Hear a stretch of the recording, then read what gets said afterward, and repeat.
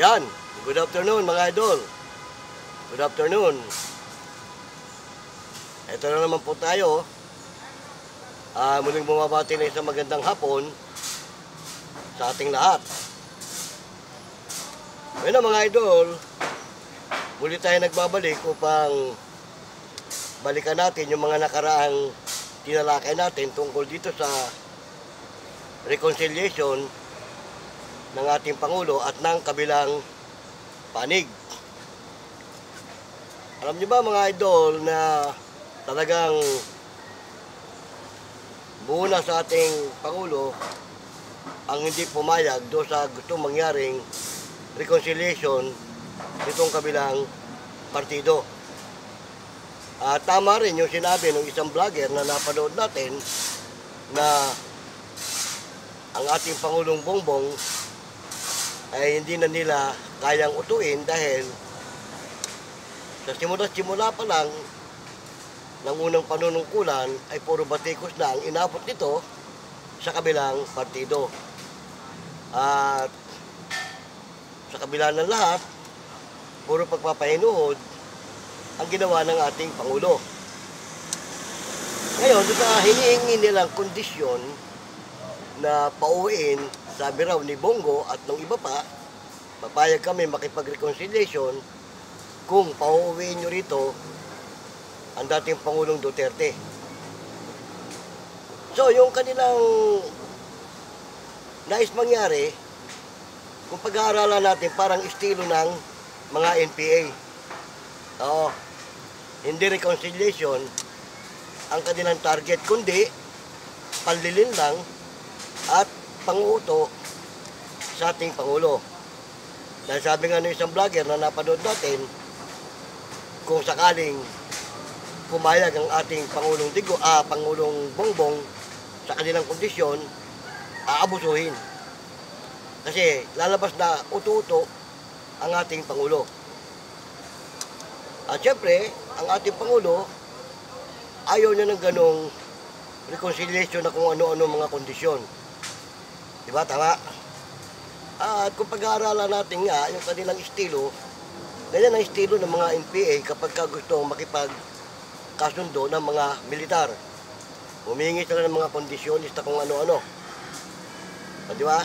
Kaya dito sa kabilang panig na to, sa kabilang partido, makikita mo talaga yung kanilang sistema na talagang hindi sila diehard, hindi sila sincero sa kanilang pakikipag-reconciliation. At ito namang ibang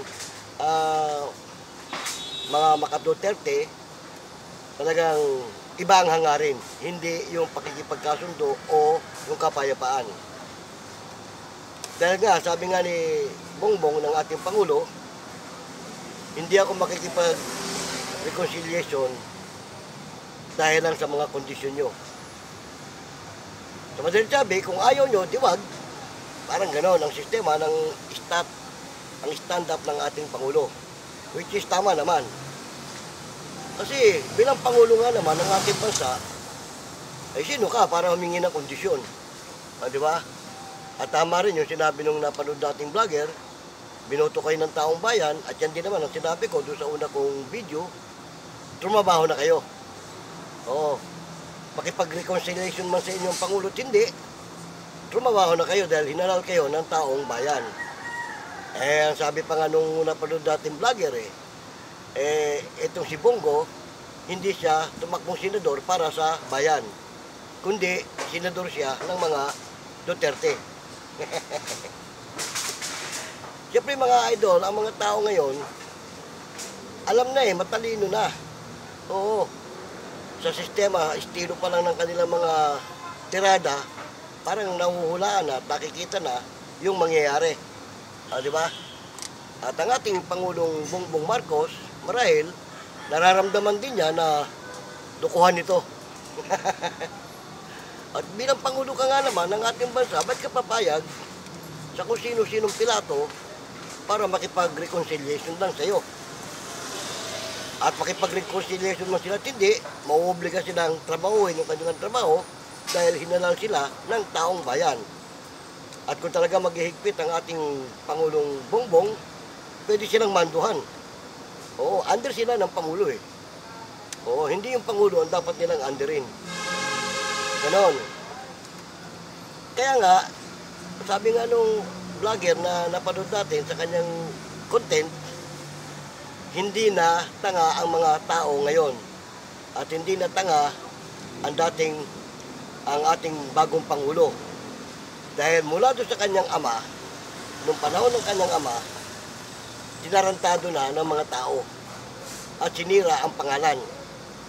Sa loob nga naman ng ilang dekada na nagtiis sila upang makabalik sa pwesto, eto na naman ngayon, may panibago na namang lumulutang para sirain ang kanilang image.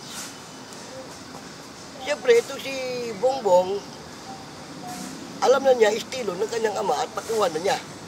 At yung mga nakaraang dekada, bagamat wala pa siya siguro sa tamang edad noon, nakikita na niya yung sitwasyon at yung mga nangyari.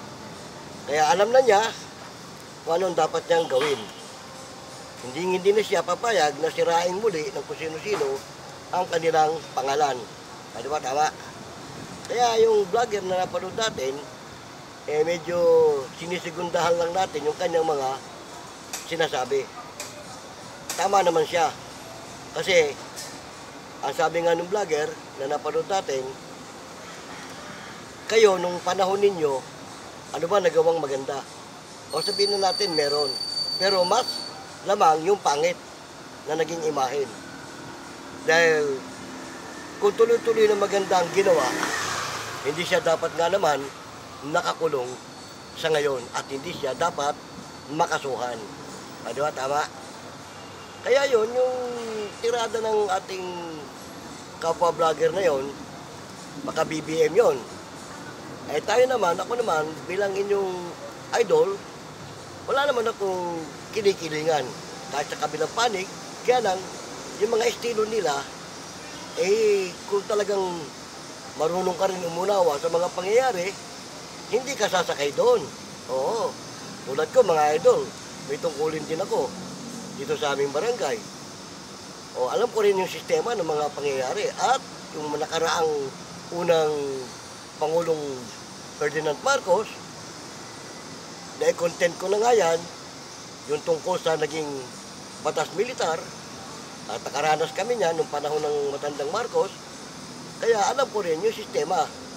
At ngayon nga, nabanggit ko na nga, nauulit na naman yung mga pangyayari na bumabalik na naman tayo sa lumang lipunan. Di ba? Tama?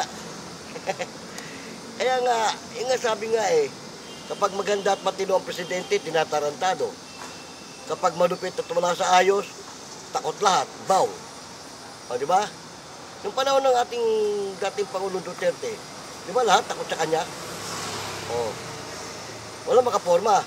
Ang ganda pa nga nung binigay na sample nung vlogger na napanood natin Ang sabi niya ganito, halimbawa ikaw, general ka, binaril yung anak mo. Bilang general ka, siyempre, tutugisin mo, pakukulong mo, yung bumaril sa anak mo. Ang bumaril sa anak mo, presidente, kaya mong tugisin. Ang tumukhang sa anak mo, presidente ng ating bansa, at makapangyarihan malupit. Siyempre, kahit na ikaw, general ka, under ka pa rin ng presidente. Parang ganon, sabi niya. Balik natin, sabi niya sa nakaraan. Gusto ninyo dito litisin ang ating dating Pangulong Digong. Babalik natin yung mga nakaraan. Sa tingin nyo ba, sa panahon ng kanyang panunungkulan, may maglalakas loob na ireklamo siya at idemanda siya bilang Pangulo? Wala pang hindi na nga ako makaporma lahat Kaya yun, nagbabalik lang tayo doon sa mga napapanood natin. Kumbaga, parang sinisigundahan lang natin at tama naman yung mga sinabi ng vlogger na napanood natin. Hindi na tanga ang mga tao ngayon sa mga nangyayari at sa mga gusto nyong mangyari. Kasi nga, sabi nga, ang ating Pangulo hindi makikipag-reconcile sa iilang tao lang. At ang gusto ng ating Pangulo, kapayapaan sa buong bansa natin. Lahat ng mamamayan. Buti nga nabanggit ko na nga yung sa una kong video yung tungkol sa martial law. Mabuti nga, hindi pa naisipan ng ating Pangulo na i-declare muli ang batas militar. Dahil kung yun, i-declare na muli, nabanggit ko na nga rin, kung mas malupit kaysa doon sa unang batas militar na i-declare ng kanyang ama, ay sigurado, tigil lahat ng kaguluhan na yan. Take note lahat yan. Kaya lang, hindi na siguro gagawin ng ating Pangulo yan kasi nga, itong mga kumakalaban sa kanya, may mga kaso na Iisa-isahin na rin ito, si Bongo. Dadaputin na rin yan, si Bato. Oh. Kapag nawala yung mga mabalasik na Duterte na yan, na mga tauhan, mga alipores, titigil yan. Titigil yan. At tama rin yung sinabi ng vlogger na napanood natin. Walang kasalanan ginawa ang ating Pangulo sa pamilya Duterte. Pero ang pamilya Duterte, maraming nagawang kasalanan sa ating Pangulo. Diba? Mula sa ama, sa anak, at sa mga alipores. Bakit? Kung bansagan ba naman ng ating Pangulo, bangag, adik. Oh. Dapat bang gawin yun sa isang Pangulo? Noong panahon ni Duterte, pwede yung bang sabihin sa kanya yun, bangag ka, adik ka. Baka tukhang abutin mo. O, diba? Kaya nga napakabait ng ating Pangulo. Kaya lang inaabuso nga nila Inaabuso nila. Pero tama yung sinabi ng ating vlogger na napanood. Hindi napapayag ang mga Marcos na muli silang mapatalsik ng dahil sa iilang tao na gustong sumira sa kanilang pangalan. Tama yon. At may hula nga, nabanggit ko na yan sa una kong video, mawawala ang unang Marcoses, pero muling makakabalik. Oh, nawala yung ama, ang pumalit, anak. Oh, yan na, ang magpapatuloy. Ganon din yung hula ni Nostradamus. Hinulaan ni Nostradamus na pag si Duterte ang nanalo bilang Pangulo, malulugmok ang bansa. Ang tanong, nangyari o hindi? Nangyari. Diba? Pero doon sa pangalawang hula niya, may tatayong bagong Pangulo. Ito nga, si Bongbong, at ito ang mag-aahon ng ating nalugmok na bansa.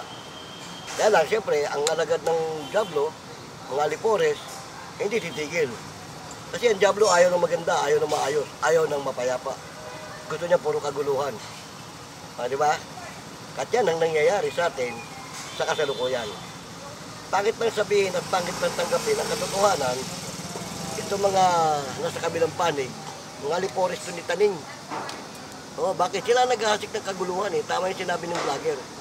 Kayo ang naghahasik ng gulo, hindi ang ating Pangulo. O, di ba? Tapos kayo pang may lakas na loob na humingi ng kondisyones. O, hindi natanga na nga naman ang ating Pangulo para pagbigyan yung mga kagustuhan nyo. O, di ba? At isa pa, sila gagawa ng problema, ibubunto nila dito sa isa. Tama yung sinabi ng vlogger, bakit hindi si Trillanes ang inyong pukpukin at inyong kalkalin? Dahil siya ang talagang nagpakulong sa yumaong digong na nating Pangulo. O, di ba? Takot din sila kay Trillanes Alam nila si Trillanes panaban din At dating militar. Oo. Kahit magmantuman sila, hindi sila obra kay Trillanes. Military yan Sa training lang dinaanan yan At may utak yan. O, di ba? Kaya nga sabi ng vlogger na napanood natin, hanggat may Trillanes na the 4th, the 5th, the 6th, mamumuraot kayo. Kaya nga sabi ko nga doon sa una kong vlog, sa una kong video, ang dapat yung kausapin para mapabalik ang dating Pangulong Duterte dito, yung mga nagsampa ng reklamo. At yung mga tumulong para isampa ang reklamo sa ICC. Di ba? Alam nila na hindi nila pwedeng kausapin. Kaya, pinupukol na lang nila sa ating Pangulo. Hindi mong kalukuhan yan. Si Juan na may kasalanan si Pedro pagbubuntunan. Diba? Tama? Okay no? Sana kahit pa paano, sa maikli nating usapan ito, ay makakuha na naman kayo ng maikling idea. Ano, hanggang sa muli, paalam!